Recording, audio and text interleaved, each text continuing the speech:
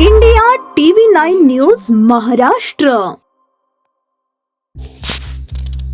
सोलापूर शहरातील प्रमुख रस्ते आणि पदपथांवरील वाढत्या अतिक्रमणामुळे नागरिकांना मोठ्या अडचणींचा सामना करावा लागत आहे.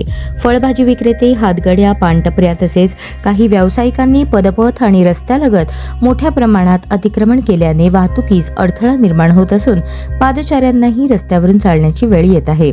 या पार्श्वभूमीवर सोलापूर महानगरपालिकेचे अतिक्रमण प्रतिबंधक विभागाने तक्रारींची तात्काळ दखल घेत विशेष मोहीम सुरू केली आहे.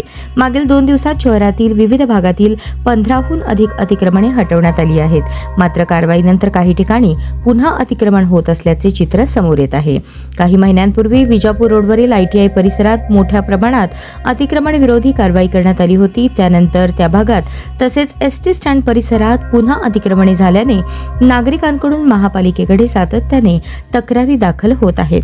महापालिकेचे अतिक्रमण प्रतिबंधक अधिकारी गणेश काकडे यांनी सांगितले की अतिक्रमणाविरोधात तक्रार प्राप्त होताच मागील 2 दिवसांपासून नियमित कारवाई सुरू आहे.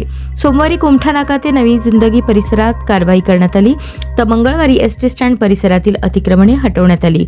पुढील काळातही तक्रारींनुसार ही मोहीम सातत्याने सुरूच राहणार आहे. महापालिकेने नागरिकांना अतिक्रमणाबाबत तक्रार नोंदवण्याचे आवाहन केले असून प्राप्त होणाऱ्या प्रत्येक तक्रारीची दखल घेऊन नियमित कारवाई केली जाणार असल्याचे प्रशासनाने स्पष्ट केले.